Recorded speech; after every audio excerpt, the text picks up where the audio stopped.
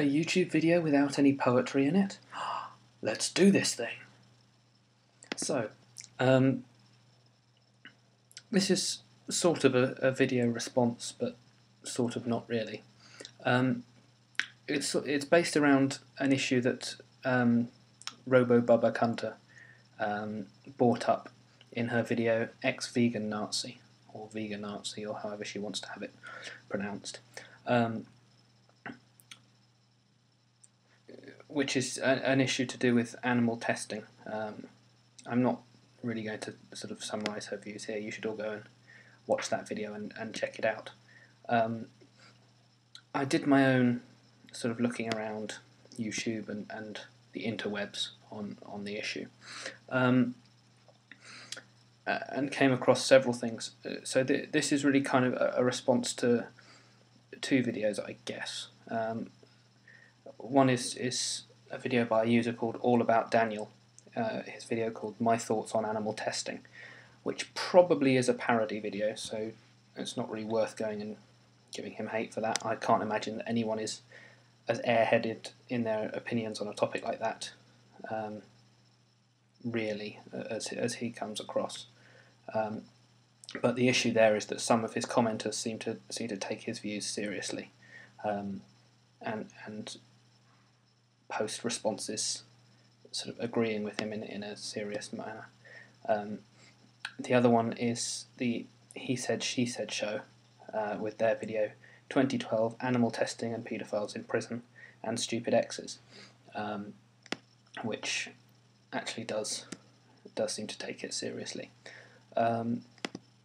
So the first thing I wanted to talk about really was animal testing in general, and I think the first point is that people have a misconception about animal testing. They seem to assume that you can pretty much do anything you like to an animal, stick a sort of animal testing label on it, and then it's somehow legal. But in the UK, at least, it really doesn't function that way. UK policy on animal testing is driven almost entirely by the 1986 Animals Scientific Procedures Act, which outlines the circumstances under which one may or may not perform procedures on animals. Now, what this law says is that in order to undertake any form of experimentation on animals, you need to obtain a license from the Secretary of State. And I want to read from the law the circumstances under which these licenses may be granted. So in section 3 it says, a project license shall not be granted for any program unless the Secretary of State is satisfied that it is undertaken for one or more of the following purposes. A. The prevention, whether by the testing of any product or otherwise, or the diagnosis or treatment of disease, ill health or abnormality, or their effects in man, animal or plants. B. The assessment, detection, regulation or modification of physiological conditions in man, animal or plants. C. The protection of the natural environment in the interests of health or welfare of man or animals. D. The advancement of knowledge in biological or behavioural sciences. E. Education or training otherwise than in primary or secondary schools, which I assume basically means universities. F. Forensic inquiries. G. The breeding of animals for experimental or other scientific use. It then goes on to say later, the regulated procedures to be used are those which use the minimum number of animals, involve animals with the lowest degree of neurophysiological sensitivity, cause the least pain, suffering, distress or lasting harm, and are most likely to produce satisfactory results. And then later on, section 5, a certificate under this section shall specify A. A person to be responsible for the day-to-day care of the protected animals kept for experimental or other scientific purposes at the establishment, and B. A veterinary surgeon or other suitably qualified person to provide advice on their health and welfare.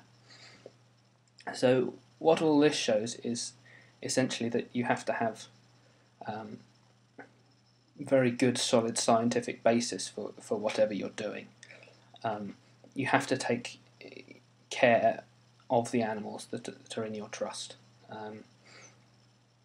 in the sense of having a person there to care for them and a vet to care for their medical needs.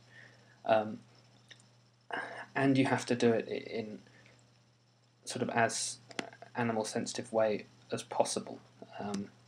But of particular importance, I think, is this bit about neurophysiological sensitivity. You have to choose the animal which will feel the least. That's basically what it comes down to. So that's sort of that side of things, really. That animal testing is not without bureaucratic control or anything like that. It's not just mindless violence by cruel human beings on poor innocent animals. There has to be a purpose to it, and there is regulation of it. But I think the more disturbing thing brought out in these videos was a comment about this idea that animal testing should be replaced by forcible testing on prison inmates, particularly of paedophiles and rapists and so forth. Though some commentators don't make that distinction. And so the first point really on this issue, I found it comes from someone's Blogspot blog, which really kind of summarises, I think, people's thoughts or proponents of this argument's thoughts on the issue.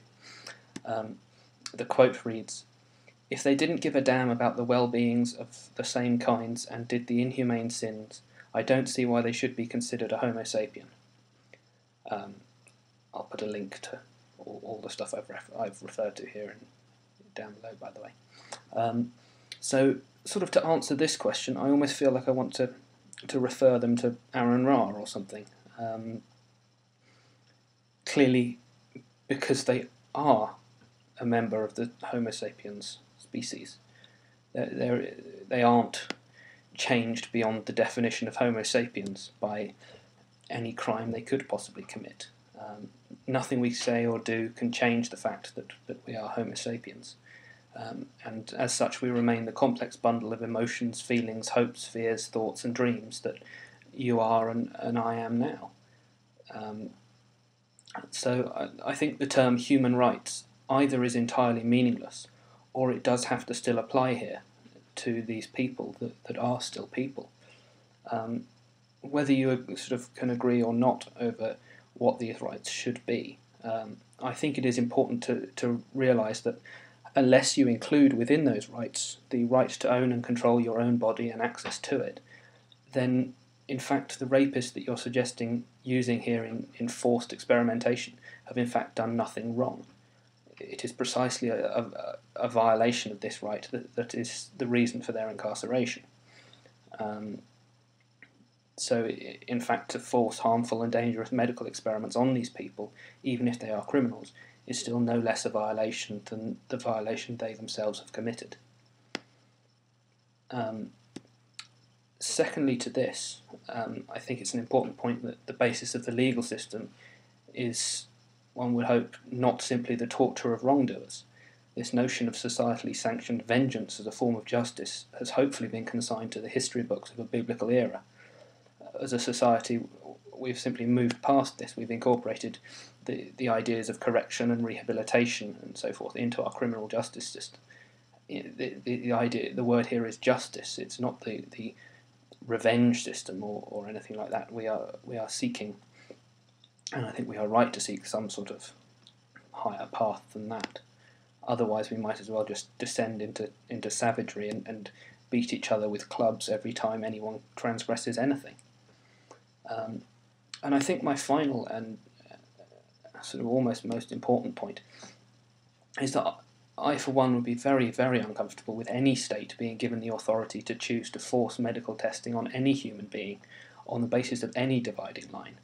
Even if you ignore the inhumanity already here in this idea of inflicting these tests on criminals, we have a legal system based on precedent, and I think the precedent set here is far too terrifying to even contemplate. You only need to mention the name Josef Mengele to realise where this could all lead.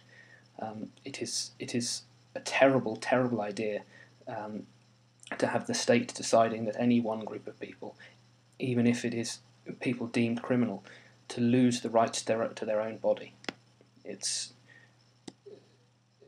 would be fundamentally disastrous, I think.